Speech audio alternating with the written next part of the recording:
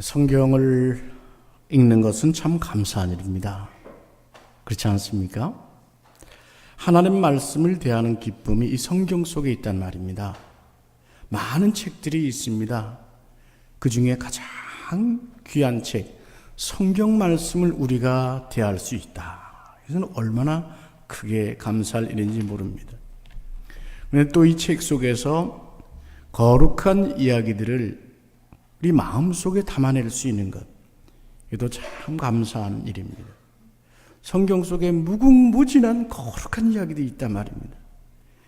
세상에 무슨 잡지니 인터넷이니 드라마니 보면 물론 재미가 있는지 모르겠지만 거룩한 이야기들이 거기에는 없습니다.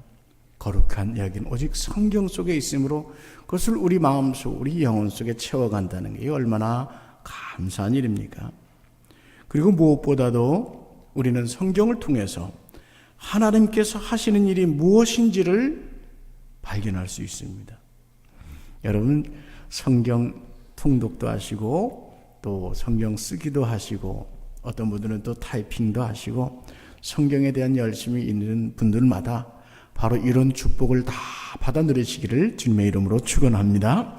또한 읽고 쓰고 타이핑 하실 때마다 항상 나의 관점은, 나의 시각은 하나님께서 이 말씀 속에서 나를 향하여 무엇을 말씀하시는가, 그것을 발견할 수 있어야 됩니다.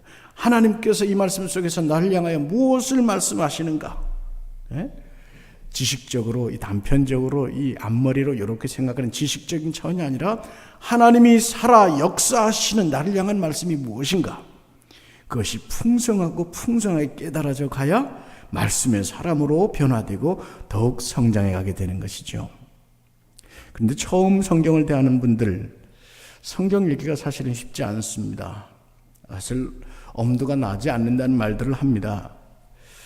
우린 예수를 오랫동안 믿어온 분들이라면 성경을 대하는 것이 설교도 많이 듣고 읽어오기도 했고 성경 공부도 하고 주일학교도 가서 들은 풍월이 있어서 익숙한 용어들이 있을지 모르지만 처음 예수님 믿는 사람들은 이 단어가 어렵습니다. 용어도 어렵습니다. 또 어른들은 지금 우리 개역개정 성경, 이 성경의 이 문체가 익숙할지 모르지만 처음 대하는 사람들, 우리 청년들, 어린이들, 이 문체 자체가 쉽지가 않습니다. 그래서 처음 믿게 된 사람들은 성경을 읽어내려다가 실패한 경험담을 저한테 많이 얘기를 합니다. 목사님, 제가 성경을 읽으려고 제가 복음서를 받아서, 신약 성경을 받아서 그걸 읽는데 마태복음 처음 펼쳤더니 시작부터 시작해서 낳고 나오는데 밤낮 낳는다는 말만 나오고 무슨 뜻인지 모르겠습니다. 그래도 꾸준히 도전해 보십시오. 창세기에서부터 읽었습니다. 창세기에서 쭉 읽고 창세기는 재미도 있고 쭉 읽어 내려가는데 출애굽기 20장쯤에 다다르자 그만 제사법이 나오고 율법이 나오니까 거기에서 또 좌절되고 무슨 말인지 도무지 모르겠습니다. 그래서 성경을 닫아 놓고 말았습니다. 여러 얘기를 듣습니다. 여러분, 급기야는 그래서 성경 읽는 것이 재미가 없고 혹은 읽다가 포기하는 경우도 있다고 하는데 교회 열심히 나오는 성도들은 사실은 마찬가지입니다. 성경을 읽으면서도 이해가 잘 안 되고 모르는 부분들 많이 있습니다. 처음 나온 분들은 더욱 그럴 수밖에 없죠. 그럴 때 여러분, 제가 권하고 싶은 것이 있습니다. 여러분들 기억하셨다가 처음 예수 믿는 분들에게 알려주시면 좋겠습니다. 구약에서는 시편 읽기를 우선 저는 추천하고 권합니다. 시편 속에는 하나님에 대한 이해와 지식이 부족해도 말씀의 아름다움을 느낄 수 있습니다. 말씀을 읽어내려가면서 말씀의 신비로움을, 그 말씀을 읽어내려가기만 하면서도 체험할 수 있습니다. 그 시편 속에 담긴 신비로운 하나님의 역사, 또한 수많은 믿음의 사람들의 신앙 고백, 이 다 시편에 들어있습니다. 하나님을 찬양하는 자의 자세, 예배하는 자세의 태도, 예배하는 사람들, 성도의 태도, 성경에 가득한 진리들이 이 시편이라는 보물창고, 보고에 가득 들어있습니다. 그래서 시편을 읽는 것이 가장, 구약에서는 가장 먼저 읽으면 참 좋습니다. 새벽 기도에서 오늘까지 우리 시편 103편을 읽으면서 은혜를 나누고 있습니다.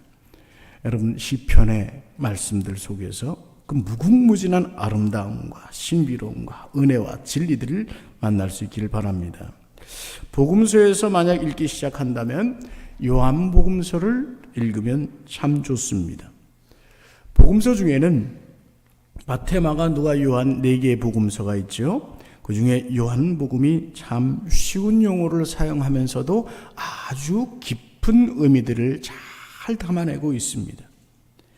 천지 창조로부터 시작해서 그야말로 예수 그리스도의 오심과 또한 주께서 구원하시는 모든 역사, 그리고 천상의 비밀들, 그것이 요한복음서에 아주 쉬운 문체로 잘 기록되어 있습니다. 단순하면서도 명확하게 기록되어 있기 때문에 그 안에 요한복음서를 통해서 진리를 만나는 일, 이것도 귀한 일입니다. 자, 구약에서는 시편, 복음서에서는 요한복음을 권한다면, 서신서 중에 하나를 꼽는다면 저는 빌립보서를 권할 것입니다. 여러분, 성경 목차를 좀 열어보시겠습니까? 여러분 성경책에서 신약 성경 목차를 한번 열어보십시오.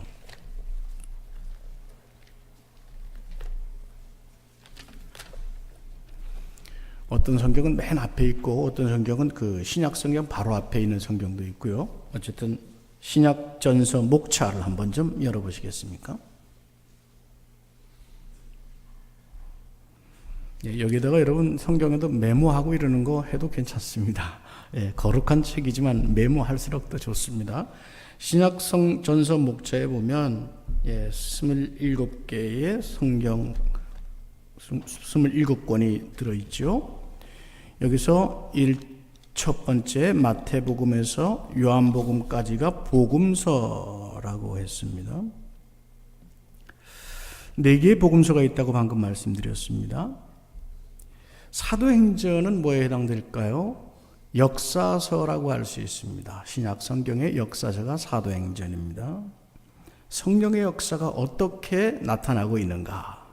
신약 교회의 역사가 어떻게 펼쳐지고 있는가? 그것을 다루고 있는 것이죠. 그리고 고린도 전서에서 유다서까지를 서신서라고 하죠. 서신서입니다. 그리고 요한계시록은 묵시록이라고 합니다. 구약에서의 용어를 사용한다면 요한계시록은 예언서라고 할 수 있습니다. 그래서 서신서는 총 몇 개인가요? 한번 쭉 세어보세요. 몇 개로 세어지세요? 자, 로마서부터 시작해서 유다서까지가 서신서라고 했습니다. 세보세요. 세보십시오. 괜찮습니다. 몇 개입니까? 네, 차마 크게 소리내야 말하지 못하겠죠? 몇 개입니까? 21. 예, 21. 예, 좋습니다. 그 21, 서신서가 21입니다. 그 중에 사도 바울이 쓴 서신은 13개입니다. 한번 보시죠. 로마서, 고린도전서, 고린도후서, 갈라디아서, 에베소서, 빌립보서, 골로새서, 데살로니가전서, 데살로니가후서, 디모데전서, 디모데후서, 디도서, 빌레몬서, 여기까지입니다. 과거에는 이 히브리서도 사도 바울이 쓰지 않았겠느냐 했는데 좀 의견이 분분합니다. 아주 신실한 구약적 신앙의 기초를 지닌 신실한 신앙임에 틀림없다. 사도 바울 못지않게 대단히 성경에 능통하고 또한 당대의 어려운 사람들을 위해서 기록한 복음의 서신으로 히브리서를 기억을 하는데, 일단 분명하게 사도 바울이 밝히고 있는 서신은 로마서부터 빌레몬서입니다. 그래서 서신서 21개 중에 13개가 사도 바울이 쓴 서신입니다.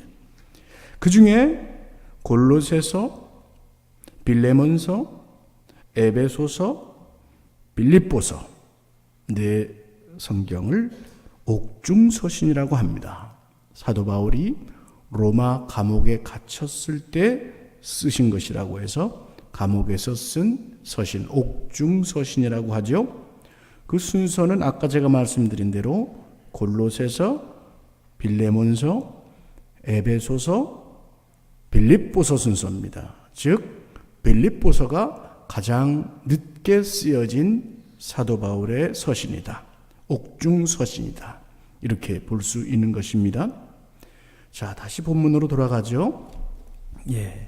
메모를 하셨으면 됐습니다. 또 잊어버려도 괜찮습니다. 잊어버려야 제가 또 나중에 가르쳐 드리죠. 그 중에 빌립보서는 대단히 실제적인 이야기들이 있어서 읽기 쉽습니다.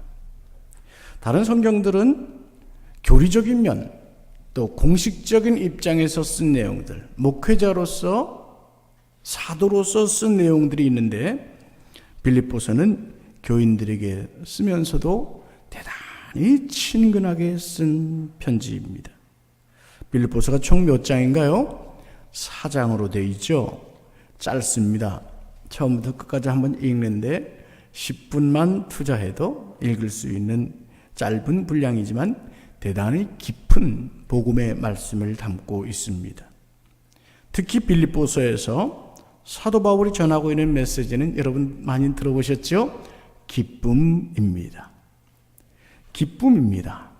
그냥 읽어 내려가면서도 전체의 주제가 그리스도께서 주시는 기쁨.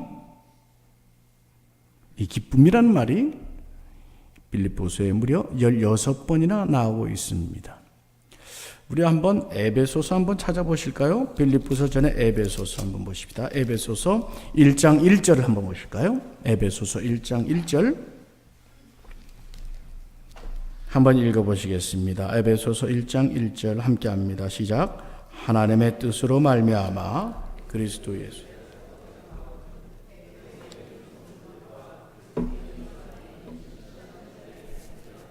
아멘.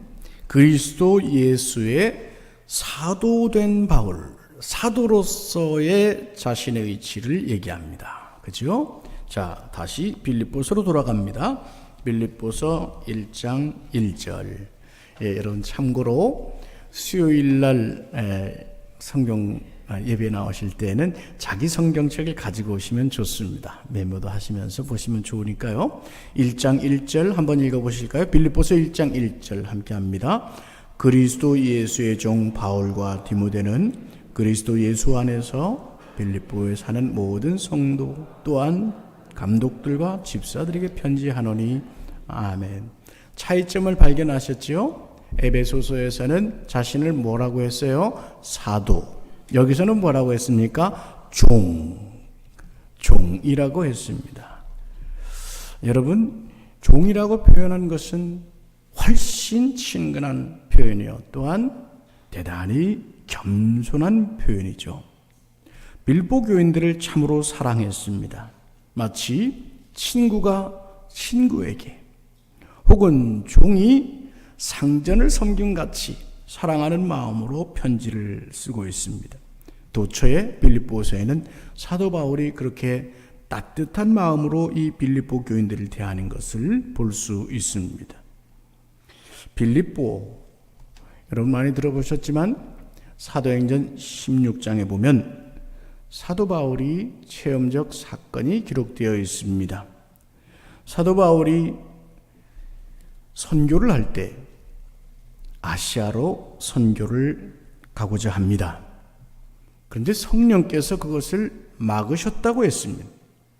그래서 16장에 보면 사도 바울이 아시아로 가려 하다가 그것을 포기하고 있는데 꿈속에 마케도니아인 한 사람이 바울을 부르는 꿈을 꿉니다.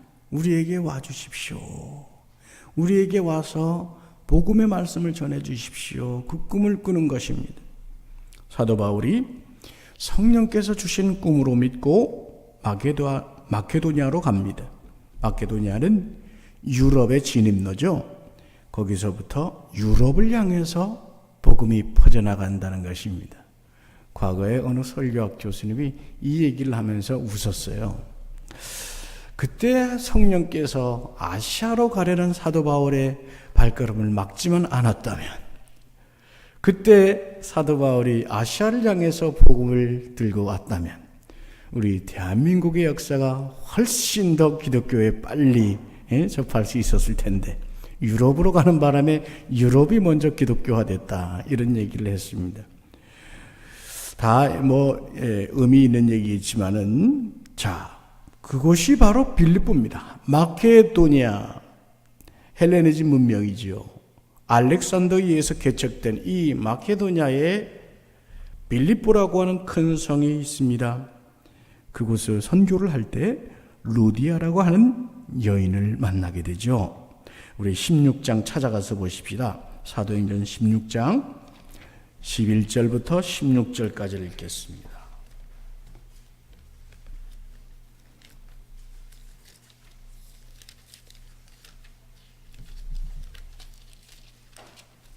사도행전 16장 11절부터입니다. 자, 이게 무슨 내용이냐? 빌립보에 가서 루디아라는 여인을 만나게 된 스토리인데, 그곳에 빌립보 교회가 처음 태동되는 장면을 여기 이렇게 담아놓고 있습니다. 다 같이 읽어보십시다. 시작. 우리가 드로아에서 배로 떠나 사모드라게로 직행하여 이튿날 네아폴리로 가고 거기서 빌립보에 이르니 이는 첫 성이요 또 로마의 식민지라.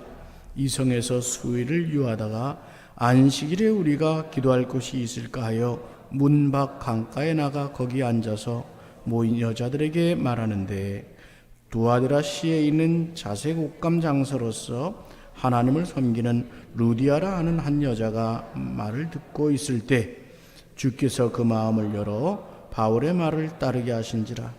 그와 그 집이 다 세례를 받고 우리에게 청하여 이르되, 만일 나를 주 믿는 자로 알거든 내 집에 들어와 유하라 하고 강권하여 머물게 하니라. 아멘.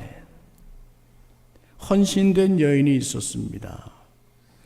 본래는 유대인이었고 하나님을 아는 여인이었는데, 이 사도 바울을 통해서 예수 그리스도를 만나게 됩니다. 그녀는 자주색 옷감을 장사하는 부유한 집안의 여인입니다. 사도 바울의 설교를 듣고 복음을 영접합니다. 그리고 전격적으로 그 사도와 일행들을 집으로 모십니다. 그곳에서 초대 교회가 세워지게 되는 것입니다. 그 후로 복음을 전하러 나갈 때 귀신 들린 여자아이를 만납니다. 사도 바울이 그를 치료해 줍니다. 그런데 이 소녀를 데리고 점을 치게 하면서 먹고 살던 주인이 있었습니다. 이 소녀를 노예처럼 삼아서 점치고 그 뒤에서 돈을 벌어먹고 있었던 거예요. 이 사람들이 바울을 고발합니다. 그래서 옥에 갇히게 됩니다. 심한 매를 맞고 옥에 갇힌 채로 그 발조차 쇠고랑에 묶여 있었습니다. 근데 그 밤에 바울과 실라가 기도하였습니다. 찬송을 불렀다고 했습니다. 놀라운 기적이 일어나죠. 지진이 일어나고 옥의 문이 열렸습니다. 간수가 자다가 깨어서 죄인들이 도망한 줄 알고 스스로 목숨을 끊으려고 할 때 사도 바울이 크게 소리 지르며 말렸습니다. 우리가 다 여기 있다. 몸을 상하지 말라. 이때 간수가 그 앞에 엎드립니다. 그리고 그들을 데리고 밖으로 나갔습니다. 그리고 묻습니다. 유명한 말이죠. 내가 어찌하여야 구원을 받겠습니까? 그래서 사도 바울이 또 유명한 요절의 말씀을 하죠. 주 예수를 믿으라. 그리하면 너와 내 집이 구원을 받으리라. 이 간수가 주의 말씀을 받습니다. 그분을 데려다가 온 가족이 세례를 받았다고 했습니다. 이렇게 해서 두 번째 빌립보 교회 교인이 세워진 것입니다. 그래서 루디아라고 하는 이 여인과 그 간수의 일가 온 가족이 구원을 받고 거기서부터 빌립보 교회가 태동됩니다. 거기서부터 교회가 성장하게 되는 것입니다. 그 이후에 사도 바울은 빌립보를 떠납니다. 계속해서 복음을 전하며 사도 바울은 로마를 향해 갈 마음을 품습니다. 그 도중에 데살로니가의 교회를 세웁니다. 고린도의 교회를 세웁니다. 에베소의 교회를 세웁니다. 우리가 사도행전을 앞으로 계속해서 바라보면서 읽어보면서 이 말씀을 접하게 될 것입니다. 모든 곳에서 그야말로 눈물 어린 고통을 수반한 사역을 사도 바울이 감당했습니다. 이 과정에서 예루살렘으로 체포되게 됩니다. 제목은 그가 이상한 사상을 전하면서 유대의 전통을 어지럽히고 민간의 밀란을 일으킨다는 제목이었습니다. 바울은 거기서 체포되어 로마병의 호위를 받으면서 가이사랴로 후송됩니다. 그 가이사랴에서 2년 동안 죄수로 지내면서 사도 바울은 로마의 황제에게 탄원서를 보냅니다. 로마 시민으로서 내가 이런 대우를 받는 것은 부당하다. 탄원서를 가이사에게 보내자 벨릭스 총독과 그의 후임 베스도 총독 그리고 유대의 분봉왕 아그리빠가 집행하는 재판 절차를 거쳐서 결국은 로마로 호송이 됩니다. 결국 그의 원대로 로마로 이송이 되었고 그곳에서 주후 63년경 자신의 그토록 사랑하는 그 빌립보 교회를 향해서 편지를 쓰는 것입니다. 오늘의 편지가 그렇게 쓰여지고 있는 것입니다. 로마의 감옥에서 말입니다. 여러분, 사도 바울 자신이 그야말로 큰 고문을 당하고 큰 고통을 당하며 어렵게 세웠던 교회인이 얼마나 애정이 깊었겠습니까? 또한 이 교회도 사도 바울에게 대단히 헌신적으로 사역을 도왔던 사실을 우리가 말씀 속에서 볼 수 있습니다. 빌립보서 4장, 우리 미리 가서 보시겠습니다. 빌립보서 4장 14절 15절의 말씀.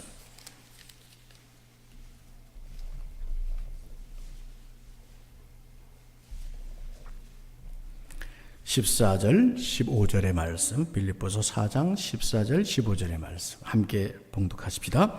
그러나 너희가 내 괴로움에 함께 참여하였으니 잘하였도다.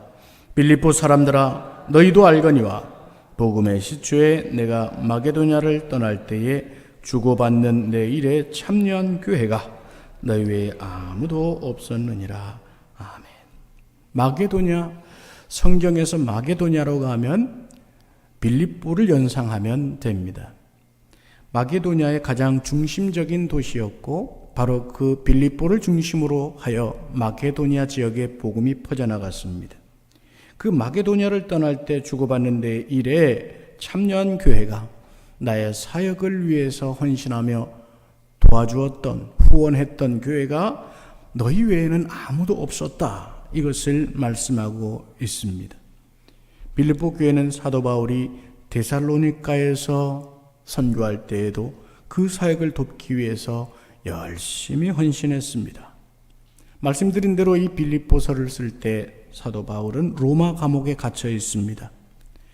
그곳에서 빌립보 교회를 편지를 쓰는데 빌립보 교인들은 그때 바로 직전 또한 사도 바울을 위해서 사람을 보내었습니다. 사도 바울께서 몸이 상하고 힘들고 어렵지 않겠나? 로마의 감옥에서 그 고단한 시간들을 어떻게 지내시겠나? 틀림없이 그 감옥의 식사도 그렇고 사는 것도 그렇고 힘들 텐데 그래서 에바브로디도라는 분을 보냅니다. 그분을 세워 선교사로 파송하여 사도 바울의 사역을 서포트하도록 곁에서 돕도록 한 것입니다. 우리 말씀 다시 한번 읽어보실까요? 1장 4장 18절 말씀, 빌립보서 4장 18절 다 같이 한번 읽어보겠습니다. 내게는 모든 것이 있고 또 풍부한지라 에바브로디도 편에 너희가 준 것을 받음으로 내가 풍족하니 이는 받으실 만한 향기로운 제물이요 하나님을 기쁘시게 한 것이라. 사도 바울을 돕도록 에바브로디도 편에 사역에 쓸 것을 보내어 준 것입니다. 그래서 사도 바울로 궁핍하지 않도록 도왔습니다. 사도 바울은 이 일이 너무 고마워서 이것은 하나님을 위해서 보낸 것이요 복음의 전파를 위해서 헌신한 것이므로 향기로운 제물입니다. 하나님이 기뻐하시는 일입니다. 라고 고백하여 전하는 것입니다. 그런데 이 빌립보라는 도시는 참으로 영적으로 만만치 않은 곳이었습니다. 마케도냐의 동편 내륙의 16km의 평지도시, 유럽의 진입로에 있는 큰 도시라고 했습니다. 원래 고대로부터 아시아에서 유럽으로 통하는 육로, 무역 육로로서 유명했습니다. 금과 은이 많이 나왔고, 여러분 알렉산더 대왕의 부친 빌립 2세가 있죠. 그 빌립 2세가 이 지역을 점령해서 그래서 이 지역 이름을 빌립보라고 이름을 지은 것입니다. 우리 로마 역사에 보면 삼두 정치 동맹자가 있었습니다. 옥타비아누스죠. 안토니우스, 레비투스 세 사람이 삼두 정치를 할 때 빌립보 전쟁을 통해서 적들을 물리칩니다. 당시 적들이 브루투스와 카시우스였죠. 그들을 물리치면서 결국 이 빌립보 전쟁에 큰 도시가 될 수 있는 기틀을 마련합니다. 나중에는 악티움 전쟁이라는 곳에서 이 전쟁 통해서 옥타비아누스가 안토니우스를 패배시키고 그 도시에 자치권을 부여합니다. 그래서 특별시처럼 그 도시가 커가게 되는 것입니다. 그 시민들은 아까 우리가 읽었던 대로 로마 시민이라고 했습니다. 유럽에 있는데, 마케도니아에 있는데 로마 시민이라는 것입니다. 그만큼 시민권을 가질 만한 큰 도시였고 특혜를 입고 있었습니다. 모름지기 마케도니아의 최고 도시가 되었던 것입니다. 그러다 보니까 고대로부터 무역의 육로이니 다양한 문물들이 공존하게 됩니다. 로마의 시민권을 가지게 되면서 더 많은 문화가 이곳으로 들어오고, 로마 제국이 동진 정책을 펼치게 될 때 이주자들이 이태리와 아시아로부터 이곳으로 몰려들었습니다. 그래서 모름지기 로마의 자치권을 지닌 특별 도시처럼 위엄과 특권과 풍요를 누리게 됩니다. 이제부터 주의해서 들을 것은 특히 인종 면에서도 필립 1세가 자신의 헬라인 후손들을 이곳으로 이주시켰습니다. 로마의 쌍두 정치 지도자였던 안토니우스와 옥타비아누스도 로마인을 이곳으로 이주시켰습니다. 무슨 말이죠? 다양한 인종들이 이 빌립보에 공존하고 있었다는 뜻입니다. 다양한 문화가 공존한다는 것은 다양한 종교들이 있다는 뜻이기도 합니다.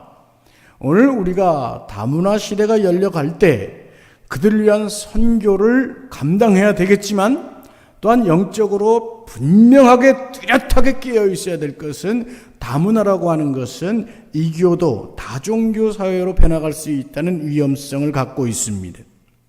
이 빌립보가 그러했습니다. 로마의 문물이 풍요와 혹은 또 시민 교양을 위해서 도서관도 세우고 극장도 세워주고 목욕탕도 세워주고 분수대니 기념비 박물관 이런 것들이 있었습니다만, 또한 이방의 문화가 들어옵니다. 우상이 들어옵니다. 신전들이 세워집니다. 그래서 빌립보에 큰 광장이 있는데 그 광장에는 두 개의 거대한 신전이 있었다고 했습니다. 하나는 저 이집트에서 데려온 거대한 이집트 신전이 있었고, 하나는 헬라 문명이었으므로 헬라 신전이 있었습니다. 거대한 우상 신전이 두 개가 빌립보에 서 있었던 것입니다. 반면에 유대인 회당들은 없었던 것을 알 수 있습니다. 아까 우리가 성경 사도행전 16장 11절부터 읽어갈 때 사도 바울이 안식일에 기도할 곳이 없어서 문 밖 강가로 나갔다고 했습니다. 여기에서 우리가 알 수 있는 것은 이 빌립보의 이교도 문화가 워낙 지배력이 세서 회당조차 세울 수 없었다는 것을 알 수 있습니다. 여러분, 우리가 지난 주일에 큰 박해가 있어서 제자들이 흩어졌다고 하는 말씀 나눴죠. 사도행전에서 말입니다.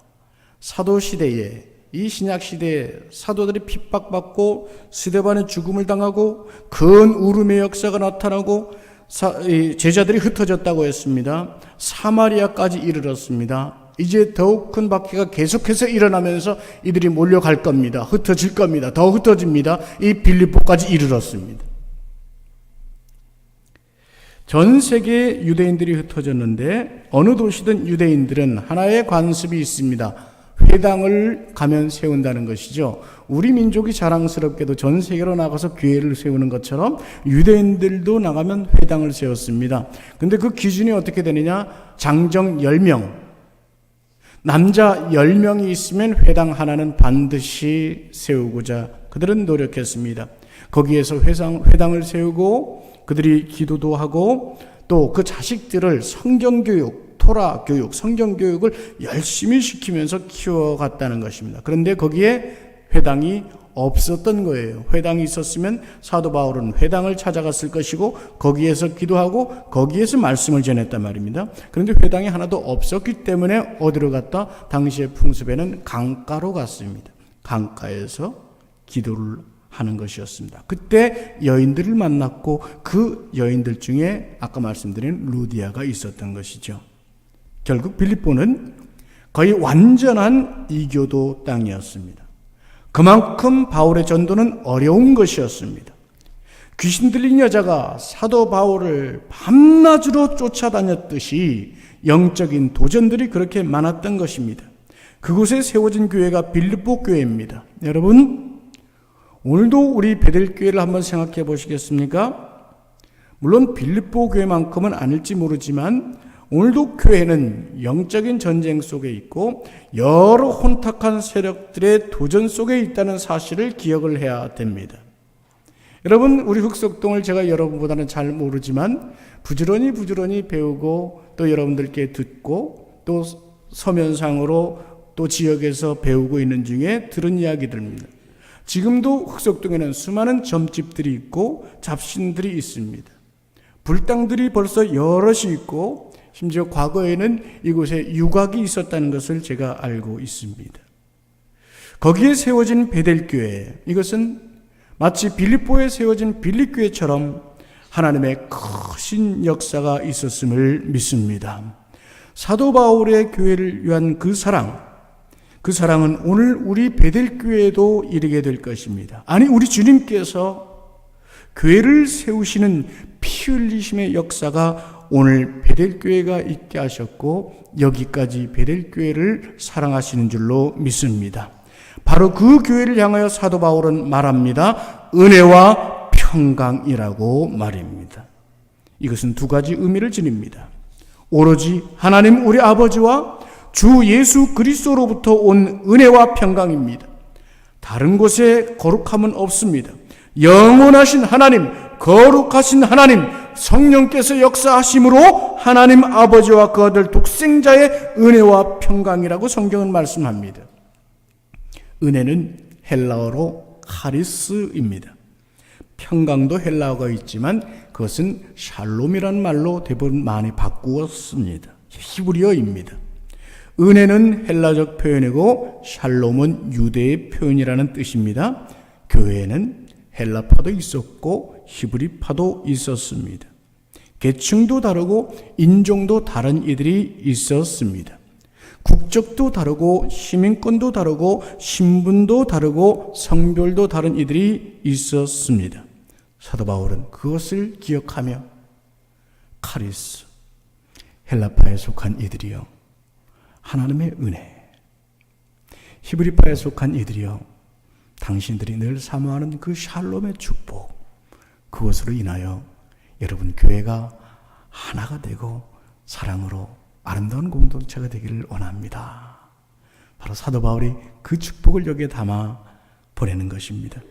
두 번째는 성도들에게 임하는 은혜와 평강입니다. 성도란 하기오스란 말, 거룩하다는 말이 담겨 있습니다. 여러분, 세상에는 거룩이 없습니다. 하나님만이 거룩하십니다. 우리는 예수 그리스도 안에서 거룩한 사람이 된 것입니다. 그 이유, 근거, 동기, 원인과 목적은 단 하나입니다. 하나님께서 그리스도 안에서 나를 거룩하다고 해 주셨으므로 성도가 된 것입니다. 할렐루야. 이것을 굳건히 믿어야 되는 것입니다. 따라합시다. 나는 성도입니다. 아멘입니까? 내 자격을 물을 게 아닙니다. 인정하고 믿고 시작하는 겁니다. 하나님 나라의 시민권을 가진 자로 살아가고 있습니다. 천국의 목표를 두고 천국에 속한 사람으로서 깨달음을 가지고 살아가는 것입니다. 천국의 가치관이 나의 가치관이요, 천국의 법도가 나의 사는 법입니다. 오늘도 수없이 타락하고 우상으로 물든 세상 속에서 구별된 성도, 썩어가는 세상, 멸망의 세상이 아니라 새 하늘과 새 땅을 바라보며 하나님께서 주시는 은혜와 평강이 여러분의 것이 되시기를, 우리 교회의 것이 되기를 주님의 이름으로 축원합니다. 기도하십시오. 하나님 아버지, 주께서 귀하게 쓰신 사도 바울을 통하여 은혜와 평강이 우리에게 있음을 다시 한번 생각합니다. 하나님 우리 아버지와 주 예수 그리스도로부터 말미암는 그 은혜와 평강이 오늘 우리 심령 속에 살아 있음으로 인하여 우리가 그것을 붙잡게 하시고 믿게 하시고 그 신분, 그 시민권을 가지고 세상에서도 당당히 이겨내는 자들 되게 하여 주시옵소서. 빌보스의 모든 말씀 속에서 하나님 은혜와 평강이 날마다 더하여 가고, 또한 주께서 주시는 기쁨이 우리 교회와 성도들 가정과 심령, 자녀 손들에 이르기까지, 가문에 이르기까지 넘쳐나는 복을 허락하여 주시옵소서. 예수님의 이름으로 기도하옵나이다. 아멘.